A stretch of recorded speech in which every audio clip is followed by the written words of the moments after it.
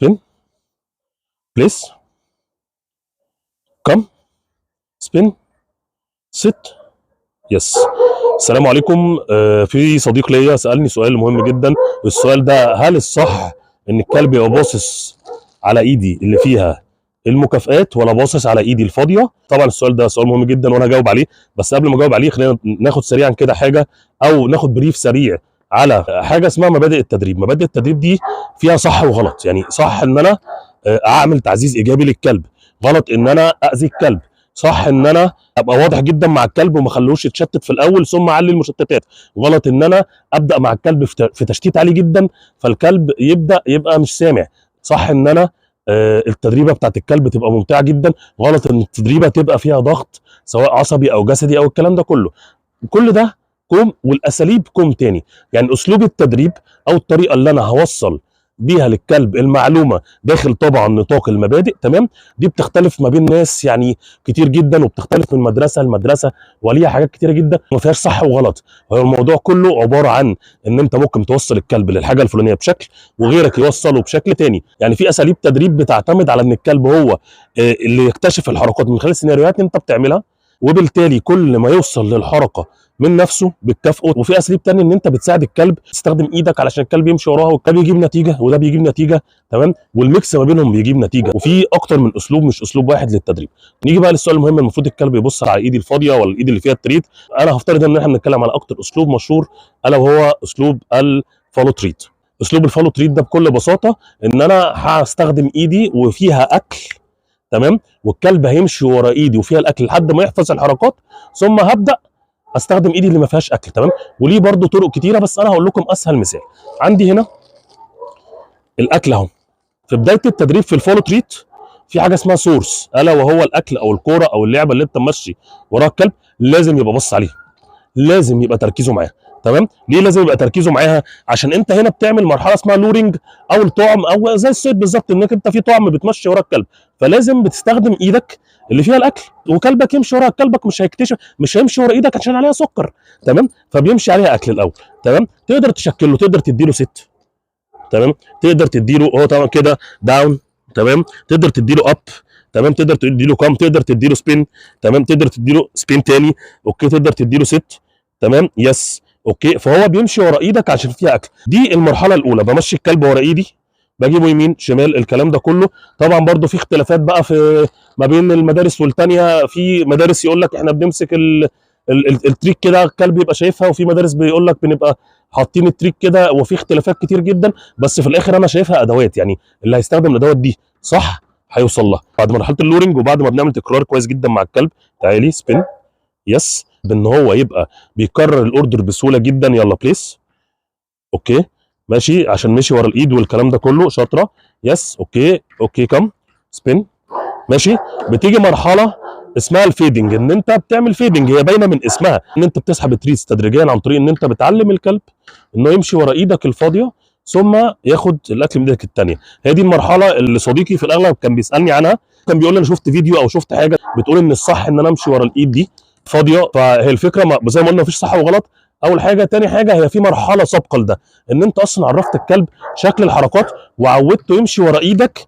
وركزوا بقى معايا في النقطه دي، علمته حاجه مهمه جدا الا وهي الاشارات. بمعنى هنا ست، تمام، وفي اكل في الايد وكل حاجه، داون من غير ما اتكلم، تمام، اوكي، هشاور لها تقوم، اوكي. فانت في خلال ما كنت بتجري الكلب ورا ايدك، الايدك دي بالاكل اللي فيها تحوله لاشارات، تمام، زي ما انتم شايفين. ثانيه بس، الليش، تمام. نيجي بقى للمرحله اللي بعديها على طول، بعد ما بقت الاشارات كويسه والكلام ده كله، اللي هي مرحله الفيدنج اللي قلنا عليها، ببدا استخدم ايدي الفاضيه امشي وراها الكلب، الكلب يبص عليها ويمشي وراها عشان هو فاهم الاشارات. بمعنى كم، يس، سبين، سبين، يس، لقيتها فاضيه ثم تلاقي الاشاره. هنا انا التريتس كانت في ايدي الثانيه، تمام، فشاورت لها كم سبين، سبين، يس، فاضيه، تمام، اديتها طبعا يس ولقيت الاشاره. في المرحله دي انا عايزها تركز مع ايدي الفاضيه، زي ما قلنا كلب مشي ورا ايدي بالاكل، هنا يس. ثم الاكل ده ايدي اتحولت لشكل اشارات. تمام. كم. ست. تمام. ايدي فاضيه. يس. اوكي. في المرحله دي بعود الكلب يمشي ورا ايدي الفاضيه. تمام. هو عارف شكل الحركه ولكن لسه ما عندوش مثلا معلومه ان هو يمشي ورا ايدي الفاضيه. ففي المرحله دي انا مش عايزه يبص على الاكل، انا عايزه يركز على ايدي ويمشي ورا اشاره ايدي، ثم ينفذ ثم يتكافئ لما يخلص الحركه. يلا كم. يس. سبين. يس. نو. كم. سبين. يس. شاطره. تمام. طبعا تونا لسه في مرحله التدريب وانا بشرح عليها زي ما انتم شفتوا، ايدي كانت فاضيه وهي شافتها فاضيه، بس جربت تلف مع الاشاره فاضيه. تمام. ولما لفت اتكافئت. فيبدا الموضوع ان التركيز مش على التريت دايركت، لا ده انا هركز على اشاراته اللي هي الاشارات دي بتتحول لكلام بعد كده وبنسحب الاشاره بعد كده. هركز على الاشارات وهمشي وراه ثم التريت هتظهر. والهدف من ده حاجه بسيطه جدا، ان بعد فتره التريت مش هتبقى في ايدي، التريت هتبقى في الشنطه بس وانا ايديا الاثنين فاضيه، ثم التريت تظهر، ثم بعد فتره ثانيه ممكن الشنطه تختفي خالص واخبي التريت عشان الكلب ما يبقاش متعود ان لازم يبقى شايف التريت في ايدي عشان ينفذ. يلا كم. يلا سبين. يس. جود جيرل. مشيت ورا ايدي فاضيه. تمام. انا وريتها ايدي فاضيه. افرض انا كلبي لما بنقل الاكل من لايدي الثانيه وابدا استخدم الاشارات بيلخبط، ابدا اميكس، يعني ارجع خطوه في التدريب اطلع خطوه في التدريب. بمعنى تعالى يا طول يلا سبين. يس. تمام. ادي واحده. كم. سبين. يس. الثانيه ايدي فاضيه. يس. تمام. بكل بساطه احنا بنساعد الكلب مش بنصعب عليه. كم. سبين. كم. سبين. يس. تمام. يلا كم. سبين. يلا. يس. فكري. يلا سبين. يس. جود جيرل. تمام. وهكذا. اوكي. ببدا انقل للاشاره. في المرحله دي انا مش عايز التركيز على الايد دي، ببدا ميكس شويه بالتريتس شويه مش بتريتس. في كلاب بتلقط على طول، في كلاب بتاخد وقت. الموضوع في الاخر احنا بنساعد الكلب. كم. بالراحه. سبين.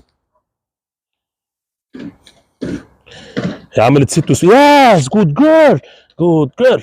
تمام. زي ما شفنا بدات تلقط الاشاره لوحدها. سبين. يس. تمام. نفس القصه، بميكس شويه اكل في ايدي شويه مش في ايدي. تمام. الموضوع احنا مش بنعمل معضله للكلب عشان نعجزه، احنا بنعلم الكلب. كم. يلا سبين. ايدي برضو فاضيه. يس. تمام. يلا كم. سبين. خلوا بالكم ان انا بحرص. يس. سبين. بحرص ان هي تشوف ايدي فاضيه، سواء وريتها ايدي وهي بتلف فلفت، او سواء قفلت ايدي فلفت وراها وفتحتها تاني. كم. يلا تونا. سبين. يلا سبين. ياس. جود جيرل. لفت ورا الاشاره. تمام. وهكذا. ففي المرحله دي انا دخلت تونا ان هي تبص على الاشاره على هنا. سبين. يس. تمام. اوكي. وطبعا الموضوع هيستلزم تكرار كتير مني النهارده بكره بعده. كلبه زي تونا انا بقدر مثلا ان هي بتلقط الموضوع في يومين ثلاثه، في كلاب ممكن تاخد وقت اكتر، في كلاب اصلا ممكن ناخدش معاها المرحله دي. ولكن في الاخر اللي انا عايز بس اوصله ان زي ما قلت اول حاجه، طبعا مفيش حاجه اسمها صح وغلط في اساليب التدريب. اوكي. لان عالم تدريب الكلاب واسع جدا ولن تتخيلوا كم الحاجات المختلفه اللي الناس بتستخدمها وفي الاخر بتوصل لنتائج زي بعض عادي. تمام. دي نقطه. النقطه الثانيه، الكلب مش هيكتشف الحاجه لوحده. يعني انا جبت كلب ما يعرفش اي حاجه في الحياه وفضلت واقف وايدي فاضيه وعمال اعمل له سبين سبين سبين، تمام، ومخبي له الاكل وبعمله، هو مش هيكتشف ده الا لو حظ. انما اغلب الكلاب لازم توري له شكل الحركه عامل ازاي، خصوصا ان هي حركات مش بيعملها في الطبيعي، وتعرف جسمه شكل الحركه عامل ازاي عشان الموضوع يبقى عنده. ثم بعد كده يجي بقى مرحله شايف التريت مش شايف التريت، التريت اختفت. في مراحل بقى الاعلى طبعا، ان بعد فتره انت بتبدا تنتقل للجمل الحركيه. يعني هو عارف كام وداون وسيت وبليس والكلام ده كله، بيعمل كل الكلام ده، فبتحطهم له كلهم في جمله يقعد ينفذها مع بعضيهم وتكافئه في الاخر، سواء برضو انت هو شايف معاك المكافاه مش شايف معاك المكافاه. فالفكره هنا زي ما قلنا ما تحيرش كلبك، ما تجننش كلبك. تمام. لانك انت الحل الوحيد لو انت بدات تمشي كلبك ورا ايدك من غير ما تفهمه ايدك دي معناها ايه، او بدات تعمل له اشارات من غير ما تفهمه بالاكل الاشارات دي معناها ايه، انت مالكش حل تاني غير انك تضغط على كلبك. فبالتالي انت بصراحه تقعد تقول انا كلبي عنيد وكلبي ما بيفهمش والكلام، وفي الحقيقه ان انت مش مستخدم انسب طريقه واصح طريقه. فننهي الموضوع زي ما اتفقنا، بنعمل طعم الاول، ان احنا اللورنج، ان احنا بنعرف الكلب شكل الحركات وبنخلي الكلب يمارسها. بنعمل فيدنج بعد كده، ان احنا بنسحب الاكل. تمام. اشكال اللورنج مختلفه، اشكال الفيدنج مختلفه. في مدارس اصلا بقى ما بتعتمدش على اللورنج ولا الفيدنج ولا الكلام ده كله، بيعتمد على سيناريوهات معينه يعملها للكلب، فالكلب يضطر ياخد شكل معين فيقوم مكافئه. ده طبعا ده بحر تاني خالص. تمام. يلا بليز. تمام زي ما احنا شايفين ست. اوكي، الاشارات هي فاهماها. يلا تعالي كم سبين. يلا هتشغل دماغها. سبين. يس، ساعدتها شويه، ايدي فاضيه زي ما انتم شايفين. هنا انا انتقلت معاها في السبين. اوكي، زي ما انا منتقل معاها في السيت والداون، ان هي تبقى من غير، مش لازم تشوف الاكل في ايدي. تمام. هي دي المرحله. بس كده، سلام عليكم، اتمنى اكون افدتكم، ولو في حد عنده اي استفسار يا ريت يسالني.